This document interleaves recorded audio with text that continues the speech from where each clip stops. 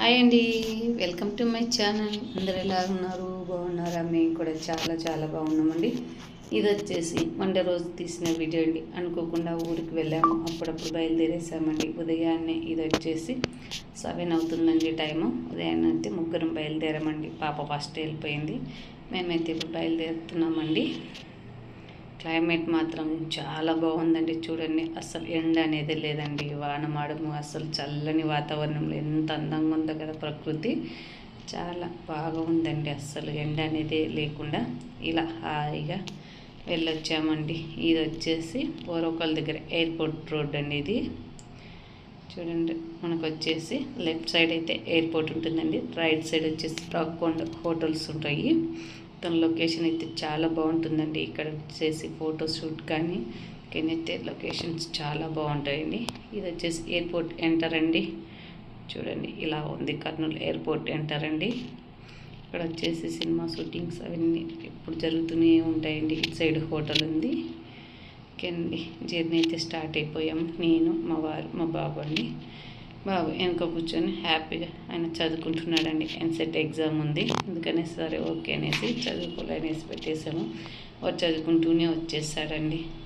ఓకేనండి, ఇది వచ్చేసి అవుకు రిజర్వాయర్ అండి. అసలు వాటరే లేవండి, లేకుంటే ఒకప్పుడైతే అసలు ఫుల్ వాటర్ అండి. ఇక్కడ అంతా చెల్లపల్లె ఉండే, ఆ ఊరినే ఖాళీ చేయించారండి. ఊరు మొత్తం నిండిపోయేది, అంత వాటర్ ఉండేది. ఇప్పుడు సమ్మర్ అయినందుకు అందులో వాటరే లేవండి. అసలు ఇక్కడ బోటింగ్ కూడా ఉంటుందండి, గెస్ట్ హౌస్ కూడా ఉంటుంది. ఇక్కడ వచ్చేసి టూరిజం గెస్ట్ హౌస్ చాలా బాగుంటుందండి. బోటింగ్ ఉంటుంది. మామూలుగా సైడ్ అంటే వర్షాకాలం అయితే బోటింగ్ అంతా స్టార్ట్ అవుతుందండి. ఇప్పుడు వాటర్ లేనందువల్ల అంత ఖాళీగా ఉండిపోయిందండి. ఎవరైనా ఇక్కడ బెలూమ్ కేసుకు వెళ్ళే వాళ్ళైతే అవుకు రిజర్వాయర్ కూడా చూసేయచ్చండి. అవుకు రిజర్వాయర్ అయిపోతేనే నెక్స్ట్ వచ్చే ఊరే రామాపురం అండి మాది. ఆల్రెడీ ఊర్లోకి అయితే ఎంటర్ అయిపోయండి. అప్పటికే అమ్మ వాళ్ళంతా గుడికి వెళ్ళిపోయారు పూజకి. అక్కయితే వచ్చి వెళ్ళిపోయింది. అక్కడి నుంచి డ్రాప్ చేసి స్టార్ట్ అయింది. ఇదంతా మేము రామకల్ పూజ అండి. ముందే చేసేసారు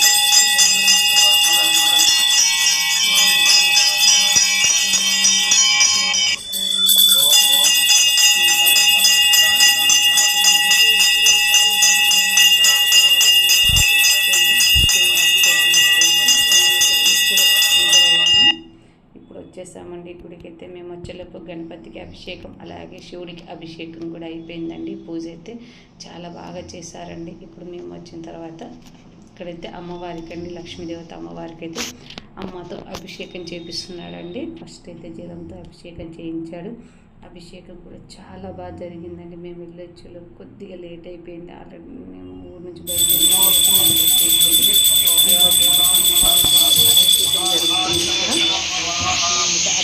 చేస్తున్నాము.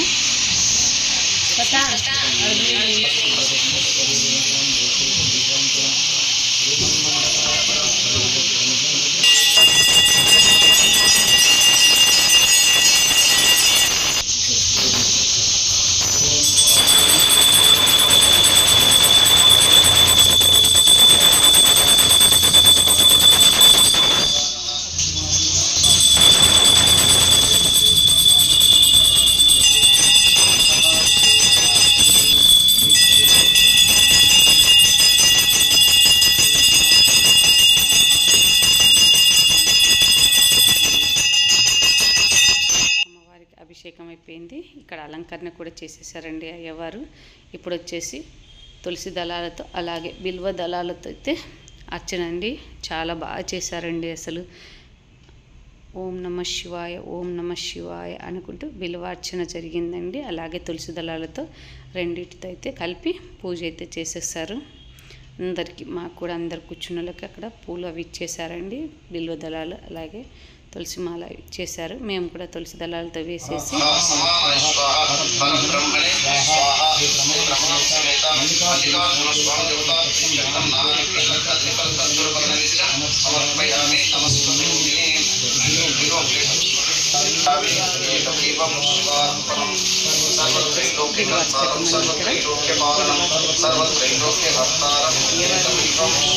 చాలా బాగా జరిగింది.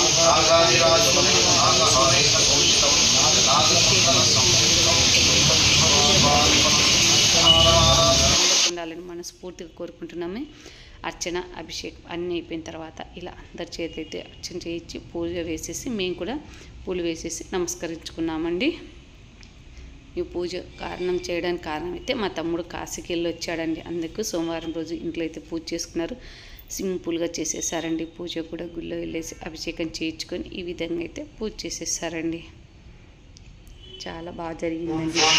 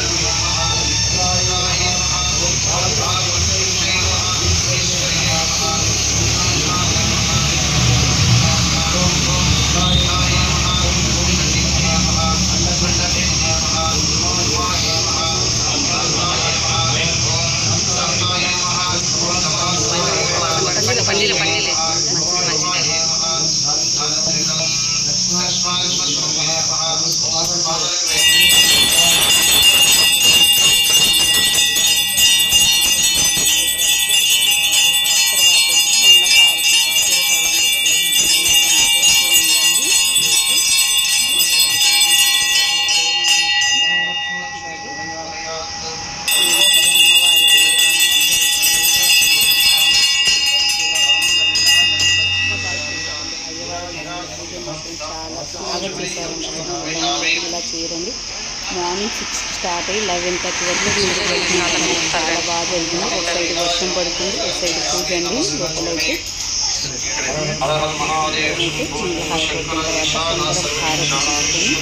హారతి తీర్థ ప్రసాదాలు తీసుకొని నెక్స్ట్ ఇంటికి వచ్చేసామండి. ఆ లోపల 11:30 అయింది. మేము మళ్ళీ రిటర్న్ చేయమండి దారి తెచ్చాము.